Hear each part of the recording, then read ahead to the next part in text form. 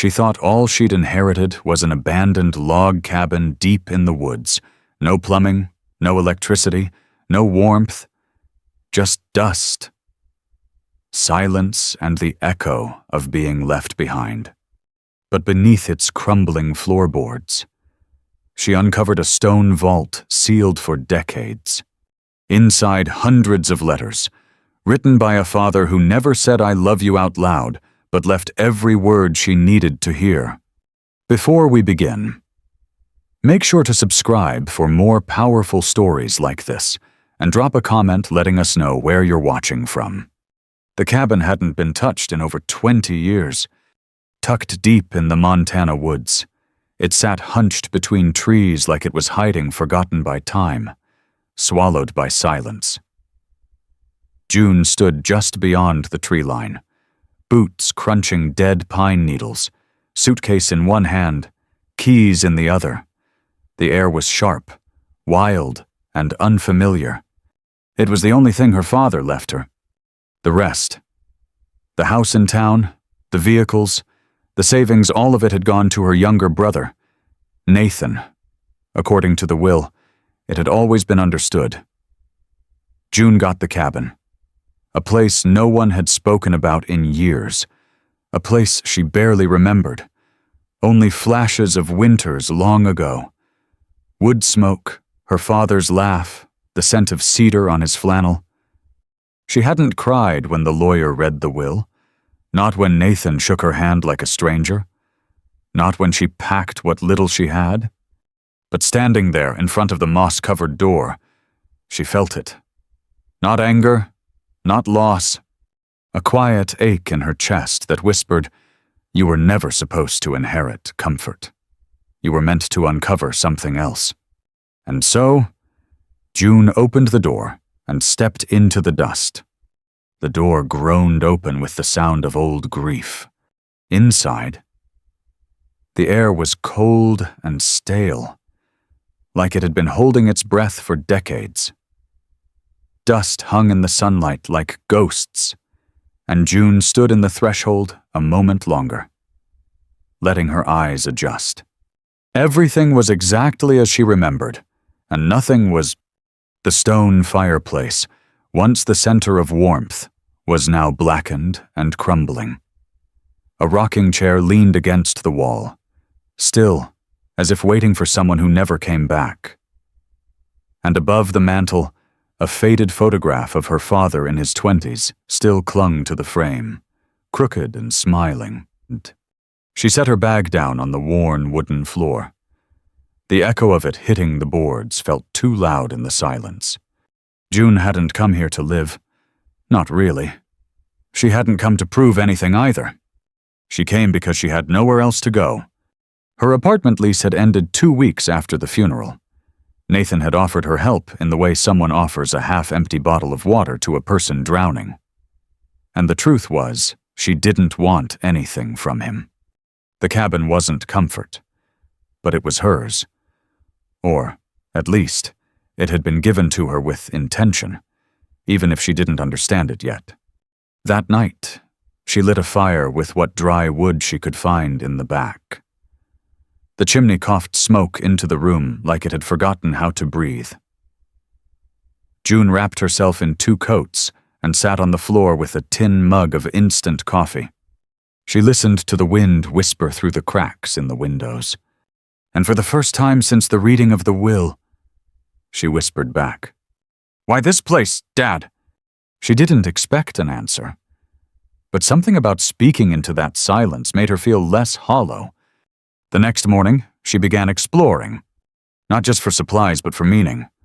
She walked through the rooms slowly. There were only 2, a small bedroom, mostly empty, and the kitchen, with cabinets that hung off their hinges like broken promises. But everything about the space felt paused, like someone had left in a hurry and never came back. That's when she noticed it, the hatch. Tucked behind a cabinet that had been shoved against the wall, almost like it had been hidden on purpose. June dropped to her knees and pulled it open. The hinges groaned, reluctant. Beneath was a narrow staircase made of stone. Cold air breathed up from the darkness, and her heart began to pound. She grabbed the lantern and descended slowly, one step at a time, the wood creaking above her as she disappeared below ground. The stairs opened into a small cellar, but it wasn't what she expected. The walls weren't dirt or rotting wood, they were stone, carefully cut, precisely laid. A vault. At the far end of the room was a large stone structure, waist-high, with a rusted lock clasped to its front. June stepped forward, every part of her trembling from the cold or from the knowing. She wasn't sure. She knelt down and ran her fingers over the surface. It wasn't just a cellar. It was a sealed chamber, a vault built into the foundation of the cabin, a place not meant to be found easily. Her father had built this. Her eyes scanned the corners. Cobwebs stretched between beams, but the vault itself was untouched by time. Solid, waiting. She didn't try to open it, not yet. Instead, she sat beside it, back against the stone wall, trying to breathe through the rush of memory and adrenaline. And she realized something. Her father hadn't left her nothing. He had left her this. Not a gift. A message. June didn't sleep that night. She sat by the fireplace, staring at the lantern and thinking about the man her father had been quiet. Private, often lost in thought. He wasn't a man of extravagance. He didn't care about money. But he cared about purpose. And this cabin, this hidden vault, it was never meant for Nathan. That much was clear. Nathan would have sold it, bulldozed the land, turned it into profit. June looked back at the cellar door she had left cracked open. Whatever was down there, it wasn't just about wealth. It was legacy. It was trust. It was his way of telling her, "You were always the one who listened. That's why I left the silence to you." June woke early the next morning, the cold biting her fingertips even through her gloves. The fire had gone out sometime during the night, and the chill had crept into her bones. She sat up slowly, blanket still wrapped around her shoulders, and looked toward the corner of the room. The cellar door was still open, a shadow yawning into the floor. Her eyes lingered on it, and a weight settled in her chest, not fear, but something heavier responsibility. She brewed coffee over a small portable burner and drank it in silence. Then, grabbing the lantern again, she descended the stone steps for the second time. The vault stood exactly as she'd left it. Still sealed, still waiting. This time, she examined it more closely. The lock was old, but not decorative utilitarian. Sturdy. She ran her hands around the edges, checking for seams, hinges, anything that might give away how it opened. That's when she noticed a small carved symbol on the corner of the stone, worn down with time, but unmistakable. A pine tree? Her father's mark. He used to carve it into his tools. Even the handle of his old hunting knife had it. It was his way of saying, "This belongs to me." So why had he put it here? June spent the rest of the day searching the cabin. She checked under floorboards, behind old picture frames, even inside the rusted stovepipe. By sunset, she'd nearly given up until she opened the bottom drawer of a desk tucked behind the bedroom door. Inside was a small wooden box. And inside the box, a key.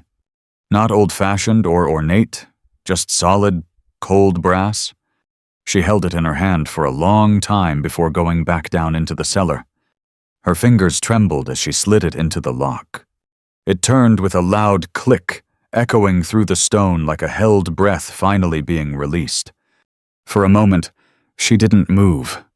Then, slowly, she lifted the lid. The air that escaped was dry and earthy, tinged with the scent of paper and metal. Inside the vault were several bundles wrapped in cloth and tied with string. June lifted the first one, heart pounding, and unwrapped it carefully. Documents. Old ones.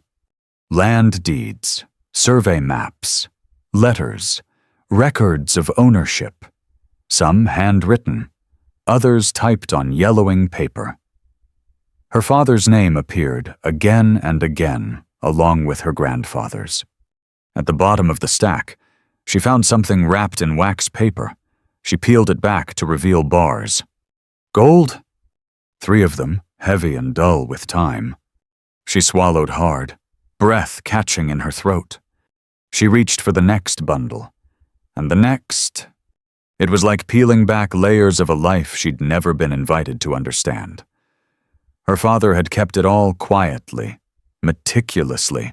Records of land long sold off by the family but never fully separated from this cabin. Hidden wealth, tax records, a journal. June placed everything gently on the stone floor and stared at it. She wasn't angry. She was overwhelmed. This wasn't just treasure. This was intention. He had planned this. Every step. She took the journal upstairs that night. Curled up near the fire, she opened it, half expecting riddles or instructions. Instead, she found pages of memories, short entries, scratched lines in a steady hand. June asked me today why the trees creak in the wind. I told her they're talking to each other. She nodded like that made sense. She always listens more than she speaks. Nathan needs everything loud. June notices what's quiet. There's strength in that, even if the world doesn't see it yet. I can't leave it all to him. He'll waste it. He already thinks he's owed. But June will build something. Her vision blurred. The journal slipped slightly in her lap. He'd seen her. In all the ways no one else ever had.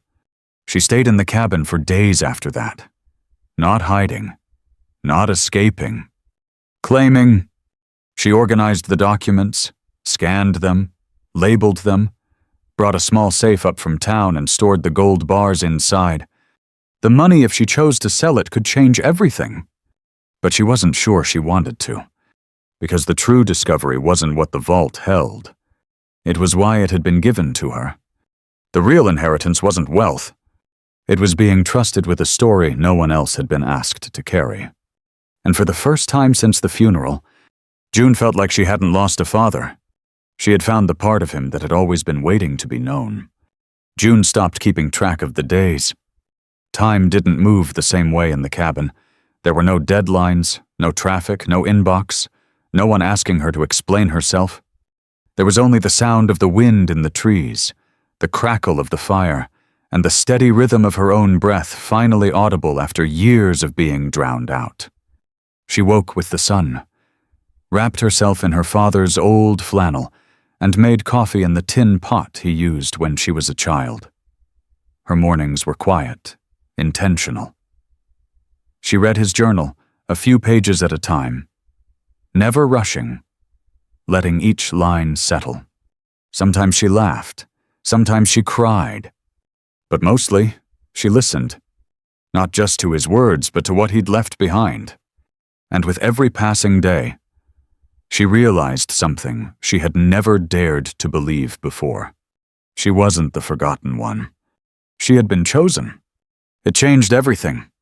Not in an explosive, dramatic way, but in the kind of way that makes you stand taller without noticing, that softens your anger into understanding, that teaches you how to live with pain instead of performing around it. Nathan hadn't called, not once, and June hadn't called him either. She imagined he thought she was sulking, nursing a wound over a shed in the woods while he managed accounts and closed deals and smiled through sympathy-laced conversations about their father's odd decisions. He didn't know about the vault. He didn't know about the journal, and June had no intention of telling him. Not out of revenge, but because it wasn't his to know. Her father had left Nathan what he wanted. He had left June what he needed. One evening, after a long walk through the trees behind the cabin, June returned to find a letter slipped beneath the door. No postage, just folded and tucked under the worn wood. Her name, written in Nathan's handwriting. She stared at it for a long time before opening it. I've been thinking about Dad's will. I know things felt unfair, but maybe we should talk. The cabin has history. There might be some documents we overlooked. Let me know if you want help sorting it out." June smiled, not out of amusement, but clarity. It was beginning. He suspected something now. She folded the letter carefully and placed it in the back of the journal. She didn't write back. She didn't need to. Later that week, she found a second compartment in the cellar. Behind a stack of bricks, oddly loose, was a shallow alcove carved into the stone. Inside it, a small box, wrapped in oilcloth, heavy. She opened it to find another stack of papers, older, more fragile, and beneath them, a single photograph, worn at the edges, faded with time. Her father, holding her as a baby. No words on the back, no caption, just a moment captured before memory ever began. She pressed it to her chest and sat down on the cold floor. That night, she didn't light the fire. She sat in silence and felt full.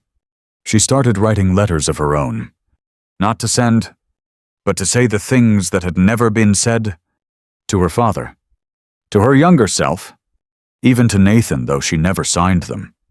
She tucked the pages between the entries of her father's journal, like stitching one chapter into another. Each word was a thread that mended something inside her. Each memory she recorded was a seed planted in ground once salted by silence. June didn't know what she'd do with the gold yet. She didn't rush toward answers. The old version of herself, the one who had always felt the need to justify her choices, to earn her place, to apologize for taking up space, that version had slowly fallen away. In her place was a woman with calloused hands and steadier breath. A woman who could build, not just repairs and roofs and shelves, but legacy. She thought often about what kind of future her father had imagined when he built that vault, what kind of strength he believed she would need to carry it. And she understood now. He hadn't buried treasure. He had buried trust. The snow came late that year. It blanketed the cabin roof in soft silence, wrapped the trees in white. Inside, June stood by the window, holding a cup of tea, staring out over the land her family had forgotten, but that her father had asked her to remember. And for the first time in a very long time, she no longer felt like she was surviving. She felt like she was becoming. It was the sound of tires on gravel that pulled June from her thoughts.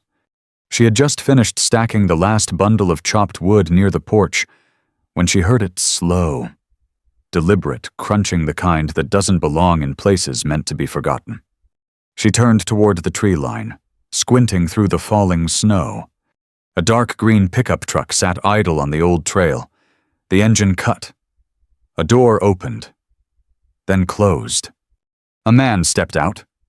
Tall, maybe late 30s, dressed in a worn canvas coat, work gloves, and boots caked in mud. He didn't walk with hesitation, but not with arrogance either, like someone used to being in wild places. But careful with where he stepped. June instinctively reached for the axe, still leaning against the porch rail. He lifted a hand. "Didn't mean to startle you," he said, voice low but clear. "I'm looking for the Marlowe place." She didn't move. "You found it?" The man paused, surprised. "You're living here?" June nodded. "I am. Why?" He shifted his weight. "Sorry. I knew your father. Sort of." The words hung in the air like frozen breath. No one had said that name out here in weeks, not with familiarity, not without paperwork. June kept her guard up. "How did you know him?" "I worked with him a few summers. Forestry contracts. Helped him haul stone down that ridge." He nodded toward the slope behind the cabin. "Years back. Before he disappeared from town." She lowered the axe slightly. "You have a name." "Wes." He stepped forward slowly, respectful of the space between them. "I heard he passed. Didn't expect anyone to come back here." June studied his face, open, quiet, Not overly friendly, but grounded. The kind of person who doesn't speak unless they have something to say. "You said you worked with him," she said. "Did you ever come inside?" Wes shook his head. "No one did. Your dad kept this place locked up tighter than a drum." A long pause. Then he added, "But we always knew he was building something down there." June blinked. "Down where?" He looked at her carefully, like weighing whether to say more. "That foundation, the stonework, it wasn't just a cellar, was it?" She hesitated. Her heart picked up speed. He knew. Maybe not everything, but enough. She made a decision. "Come inside." Wes stepped in, knocking snow from his boots. The heat from the fire had barely softened the chill. But June offered him coffee, real coffee this time. She had made a trip to town the day before, trading one of the old tools she found in the shed for groceries and fresh beans. They sat at the kitchen table, the one she'd cleaned with her own hands, sanded down and oiled until it remembered how to shine. "I found the vault," she said, without ceremony. Wes looked up from his mug, but didn't interrupt. "My father left it hidden, beneath the stone floor, locked. I found the key and everything inside." He waited. She pulled the journal from the shelf and placed it on the table between them. "I don't know what I'm supposed to do with it all. There's gold, deeds, maps, even a letter from someone I don't recognize, with coordinates." That last part she hadn't said out loud before. Wes raised an eyebrow. "Coordinates." She nodded. "I haven't followed them. Yet." There was silence. Then he leaned back, exhaling slowly. "Your father once told me this land was just the beginning," he said. "He used to talk about stewardship, that you don't own land, you protect it, build with it, guard what others overlook." June swallowed hard. That sounded like him. Exactly like him. She opened the journal to the last page.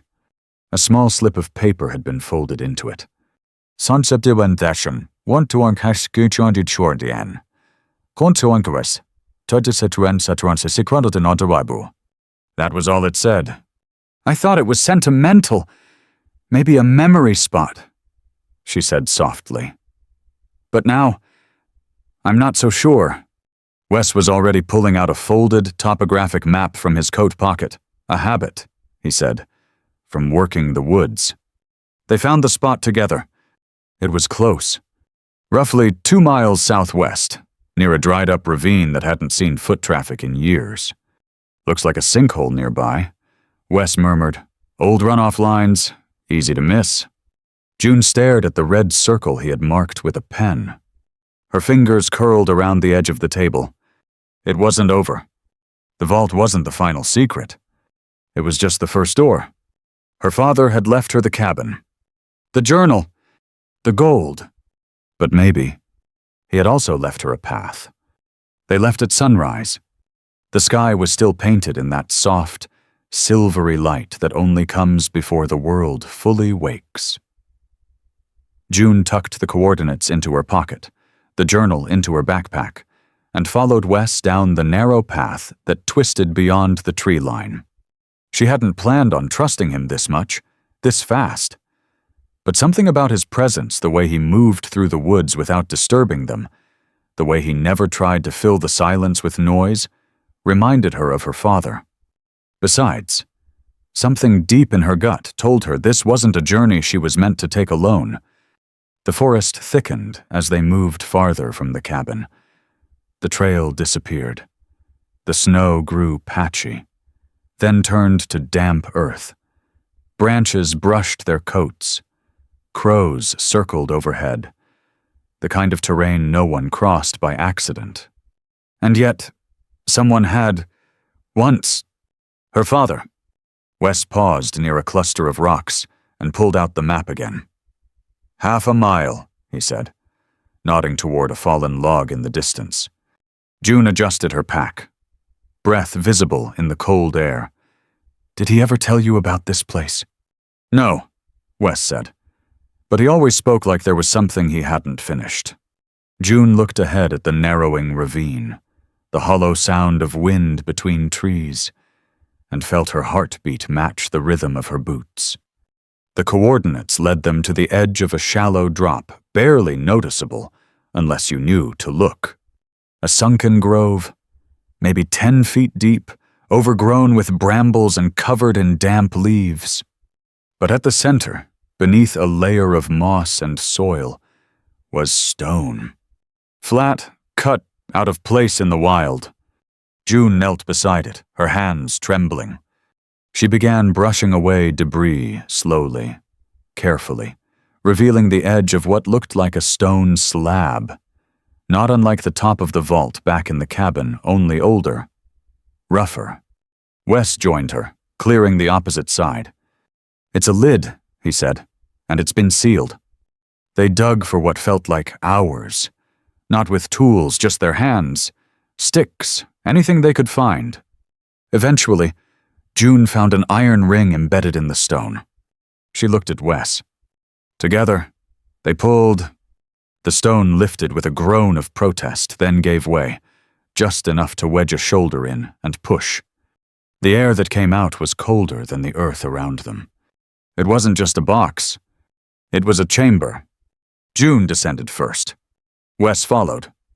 The space below was barely taller than her shoulders, stone-lined, like the cellar, but older, wetter. The walls dripped with condensation. The smell of earth and metal filled her lungs. In the corner, another box, smaller, wooden, sealed with thick straps of leather and iron. No lock. Just wait. June approached it slowly, her heart pounding like it wanted out of her chest. She looked at Wes. He didn't say a word. She opened the lid. Inside were letters. Hundreds of them. Bound in bundles, all handwritten, all addressed the same way. To her, for when she's ready. June's breath caught. Her knees gave slightly, and she sat on the damp floor without meaning to. She picked up one of the envelopes. It was dated nearly 25 years ago. She opened it with shaking hands. "June, I don't know what age you'll be when you find this. I don't even know if I'll still be here. But I know this if you're reading this. You stayed. And I'm so damn proud of you for that." Tears welled in her eyes. The next lines blurred. Wes crouched nearby, watching her without intrusion. The silence between them thicker than words. June clutched the letter to her chest. These weren't just journal entries. This was a conversation her father had been having with her in secret, across time, across years of silence and separation. He had written to her through her childhood, through his illnesses, through the seasons she'd felt invisible. Every moment she thought he was pulling away. He was writing. Because he knew she wouldn't be seen in the world her brother inherited. So he built one where she would be. They sat in that stone room for a long time, June reading aloud when her voice could hold. Wes silent beside her. She had always wondered why her father hadn't left her more on paper. Now she understood he had never stopped. They resealed the chamber before nightfall, carefully returning the moss and soil. It wasn't meant to be exposed to the world. Not yet. But June took the first few letters with her. As they walked back through the forest, dusk falling around them, Wes finally broke the silence. "So what now?" June didn't answer right away. She looked up at the trees' bare branches reaching like questions into the sky. Then she smiled softly. "Now," she said, "I read." The next morning, the snow was falling again, soft and slow, like the world had decided to move gently for once. June sat by the window, wrapped in the same flannel her father used to wear, a cup of warm tea in her hands. On the table beside her was a small pile of letters, the ones she had carried back from the stone chamber. She hadn't slept much. She didn't need to. She had read until the fire turned to embers, until the past didn't feel so far away anymore. Each letter was a thread, a memory, a truth she hadn't known she needed. I'm sorry I wasn't louder about how much I loved you. You always saw what others missed. This world will try to convince you that quiet means small. Don't let it." The words didn't heal her. They did something better. They validated her. For years, she had carried the weight of being overlooked, in her family, in her choices, in her silence. But these letters written in a voice that had once belonged to the only man she ever truly trusted told a different story. She wasn't invisible. She was understood. By the end of the week, she had sorted and cataloged almost half the letters. They weren't just for her. They were of her. Stories of her first steps, her stubborn curiosity, her questions, her quiet nature, her loyalty, her pain. Her father had seen all of it. And where the world had stayed silent, he had written. Some pages were raw, some philosophical. Others were funny, full of inside jokes she hadn't known she shared with him. She laughed out loud for the first time in months, reading one about a squirrel that stole his lunch and wouldn't stop staring at him through the cabin window. Wes came by again a few days later, just as the snow began to melt. He brought lumber, tools, and an offer. "I was thinking," he said, "setting down a bundle of pine boards. If you ever wanted to expand the cabin, maybe build a study, a place for the letters?" June looked up from the porch. "You think they're worth building around?" Wes smiled. "They already are." She didn't answer. She just stood and held the door open. They worked together in silence, side by side, clearing space behind the cabin, measuring walls, laying the foundation. He never tried to lead. She never had to ask twice. The rhythm was easy. In the evenings, they'd sit under the soft light of lanterns, read another letter aloud, and talk about nothing and everything. It didn't feel like a romance. It felt like respect, and that was enough. Weeks turned into months. The new room took shape slowly, with care. Not speed. June chose the window placement so that the morning light would fall directly onto the desk where the journal now sat open. Every board, every nail, every shelf she built herself felt like reclaiming something that had been taken long ago. Not just inheritance, but agency. Spring came early. One morning, June woke to the sound of birdsong and the smell of fresh earth. She stepped outside barefoot, coffee steaming in her hands, and looked out over the land. The snow was gone. The trees were budding, and for the first time in years, the cabin didn't look abandoned. It looked lived in, rooted, alive. "Like her?" Nathan called, finally. His voice was distant, polite, coated in the kind of tension that comes from not knowing what's been lost until it's too late. "I heard you're still up there," he said. "People say the place looks different." June didn't argue. She didn't explain. She just said, "Yeah, it does." He paused. "You doing okay?" "I am." Another pause. Then, "Well, let me know if you find anything important in Dad's stuff. I'm sure he meant for all of us to share." June smiled softly. "I think he left each of us what he thought we'd understand." She hung up before he could respond. That night, she opened a letter dated 2 years before her father's death. "If Nathan ever comes asking, don't be cruel. He was raised to chase applause. You were raised to listen to trees. That's not his fault, but it's not your burden either." June folded the letter and whispered, "I hear you, Dad." Then she slipped it into the binder and turned out the light. She didn't need to win anything. She didn't need to prove anything. She had built something no one else could take. A life rooted in memory, strengthened by silence, written in ink, and chosen not by wealth, not by accident, but by a father who saw her long before the world ever did. Sometimes, we don't inherit money. We inherit silence, waiting to be understood. June grew up thinking she was the one left out, the one overlooked while her brother got the house. The attention, the recognition. but through letters hidden in a stone vault beneath a forgotten log cabin, she discovered the quiet truth her father hadn't forgotten her. He had been writing to her all along. He didn't leave her comfort. He left her legacy not in gold, but in words, not in things, but in meaning. The world often celebrates the loudest voices, the flashiest success. But sometimes, real strength is quiet. It lives in those who stay, who listen, who build slowly and live with intention. What June found wasn't just treasure. It was proof that even the quiet ones are seen. If this story moved you, subscribe for more, and share it with someone who needs to be reminded. Sometimes, what's lost is just waiting to be found.